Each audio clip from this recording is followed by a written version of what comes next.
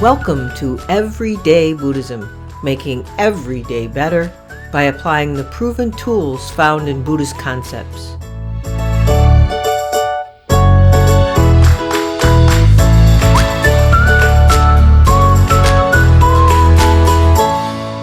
Welcome to episode 19 of Everyday Buddhism, making every day better.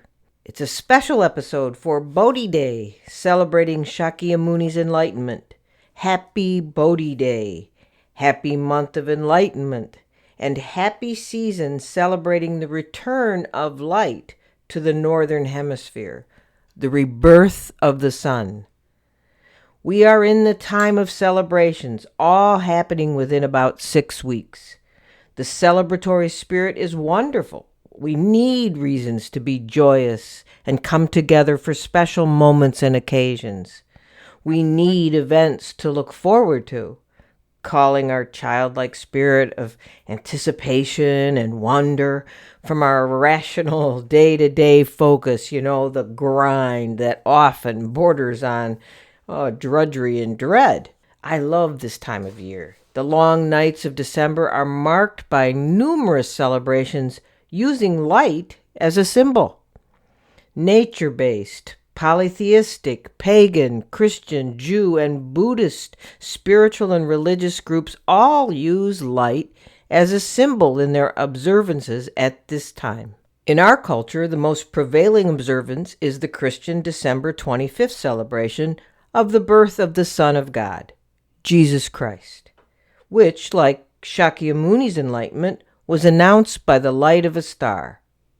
Also on December 25th, the ancient celebration of the virgin birth of the Iranian Zoroastrian god, Mithras, is known as the birthday of the unconquered sun, which continued as the Roman celebration of the sun god, which some theorize as influential in December 25th being set as the date celebrating Jesus' birth. And then there's the Jewish Festival of Lights, Hanukkah, which is also at this time of year. Candles are lit each day before sundown for 8 days of Hanukkah, symbolizing the illumination of the house without.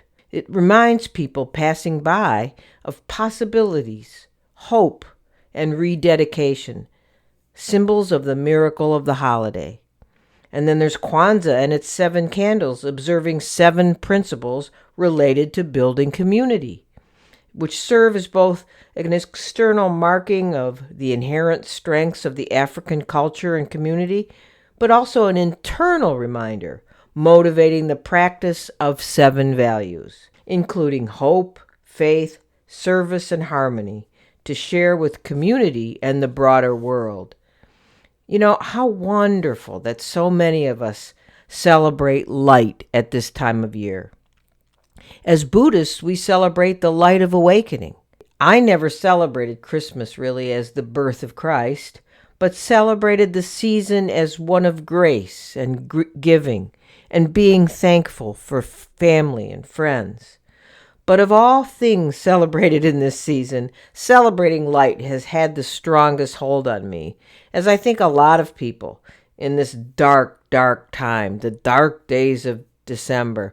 I typically string lights like a madwoman inside and outside of the house, starting in Thanksgiving. But although sometimes just a passing thought, Bodhi Day could serve as a special time of spiritual reflection for Buddhists and non-Buddhists alike. We could adopt the holiday as part of our own personal or family quote-unquote culture. Buddhism itself is the perfect model of how to do that, as it shifted and evolved to fit every culture it migrated to, adopting native cultural practices and making them all part of the Dharma. Thinking about this Buddhist shape-shifting, Bodhi Day seems the perfect Buddhist holiday to popularize and connect to the American or Western holiday season. So many cultures and religions use light as symbols of reflection and remembering, rekindling of spiritual impulse, or motivating action towards community or spiritual goals. It's as if the use of lights in all these spiritual groups and religions is symptomatic of a deep intrinsic part of our nature. Or maybe it's an archetypal impulse toward awakening, toward enlightenment. For me, this time of light is a celebration of not just Bodhi Day and not just the historical Buddha's enlightenment, but a celebration of the gift of the Dharma, of my refuge in the Dharma, and the power beyond me, but of me, my inherent Buddha nature. It is a time to celebrate my refuge in the Buddha nature that Shakyamuni awakened to and demonstrated for us. As the Zen master Dogen said, although we refer to Shakyamuni reaching or attaining in the enlightenment of the Dharma, it's more accurate to say that Shakyamuni, quote unquote, was attained by the Dharma. The grace I find in Shakyamuni's enlightenment reaffirms my refuge or my faith because, according to the legend, on the morning of Siddhartha's awakening, he saw the morning star and he said, "How marvelous! I, the great earth, and all the beings are naturally and simultaneously awakened."